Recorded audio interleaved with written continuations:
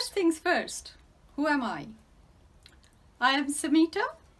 I am a fashion designer and an eco gifts and lifestyle entrepreneur. I am based in Melbourne, Australia, but my audience is worldwide. So, you have been watching my last video, my video on portfolio presentation. As a result of that, now you have a mind-blowing portfolio. But hey, that's only half the battle. So, how do you open this door to your dream design institution? You know, your access to your design career.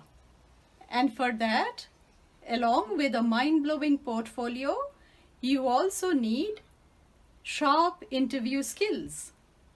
So come along, join me. I'll help you sharpen your interview skills. A few general rules. Number one, arrive early. Now you could be in a virtual interview or a physical interview. So virtual interviews on Skype, WebEx or Zoom are becoming the new normal. So it's good to arrive early. You could be in the waiting room 10 minutes prior to your interview rather than be late. And if you have to physically go to the venue, then factor in some extra time for things like traffic snarls. If you are not familiar, if you are unfamiliar with the surroundings, the address, make sure you do your research 1 or 2 days prior to the interview. It's always good to arrive a little early, maybe about 15 minutes early, and you can wait at the reception rather than be late and stumble in, huffing and puffing. Number 2, I'll tell you a horror story. You know what happened? This week, my worst nightmare came true. Now, I was about to do a presentation on sustainability, and this presentation was in collaboration with TCFWA, which is Textile, Clothing and Footwear, Western Australia. It's a prestigious industry body. So I was all set to give the presentation. My audience was waiting, and you know what happened? Just as I was about to begin the presentation, my computer froze. So, lesson learned. Always have a plan B, a technical backup. Do not let this happen to you. Dress to meet expectations. You know what? That's the fun of being in fashion. No one expects you to dress like a banker. But that doesn't mean that you do not dress at all.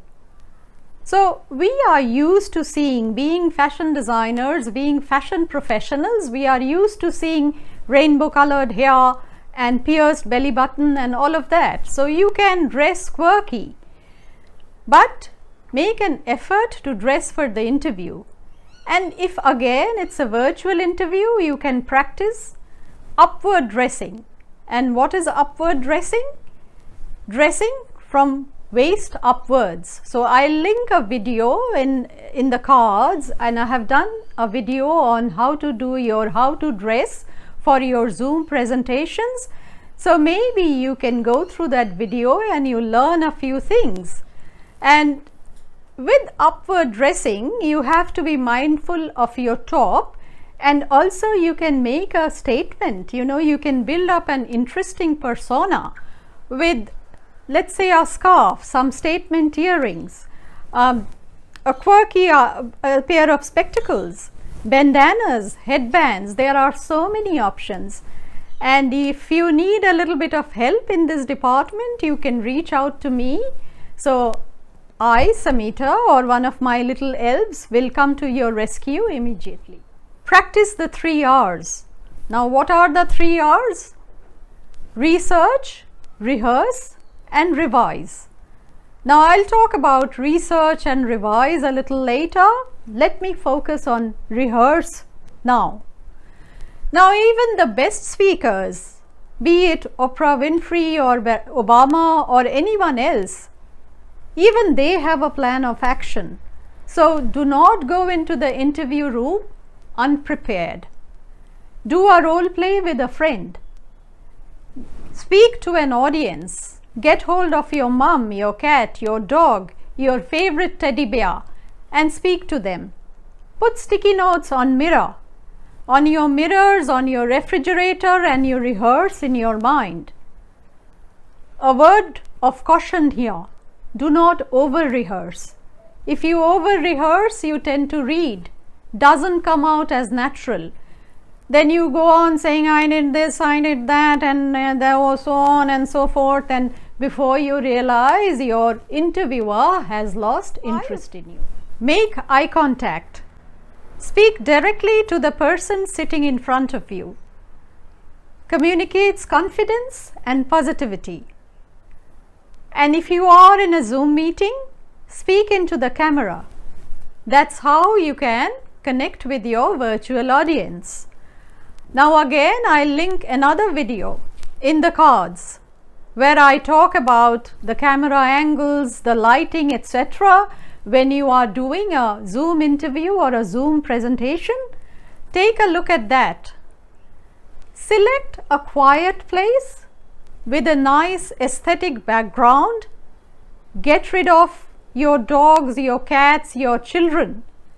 You know what? The other day I was in a meeting with someone and her cat decided to walk across the computer, and suddenly I saw this tail passing by.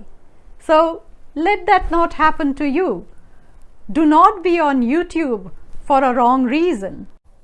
Now, coming to the actual questions, there'll be 3 to 5 different categories of questions. Number 1, frequently asked questions. Tell us about yourself. What are your strengths? What is your biggest achievement to date?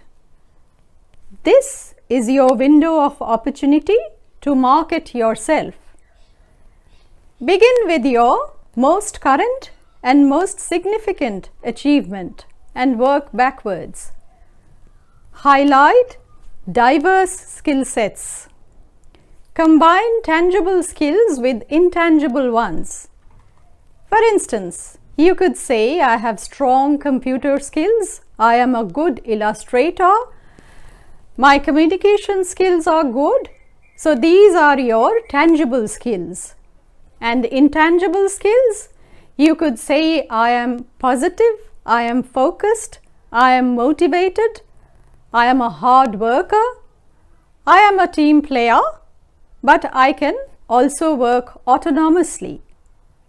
Your skill sets must resonate with the key selection criteria. Where do you see yourself in 5 years? For God's sake, don't say that I'll be the fashion buyer of a large retail chain in 5 years. It'll not happen. It takes years to get to positions like that. Give me smart solutions, smart goals.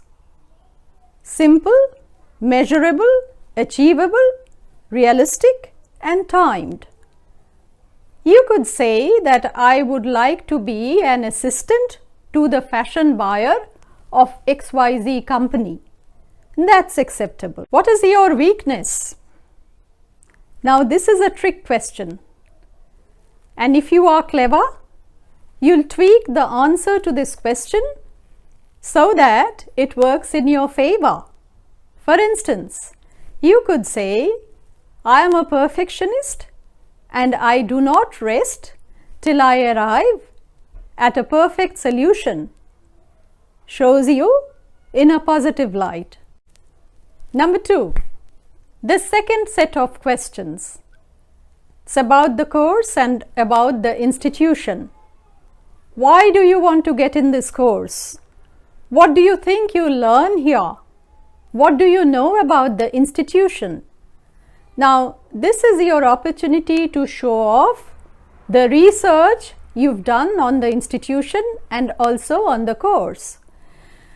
Now, if you are applying to 5 different institutions, make sure you research all of them and tweak your answers to match the course and the institution profile. So this is what I had meant when I said that you have to research and revise. You cannot give same answers at 5 different institutions.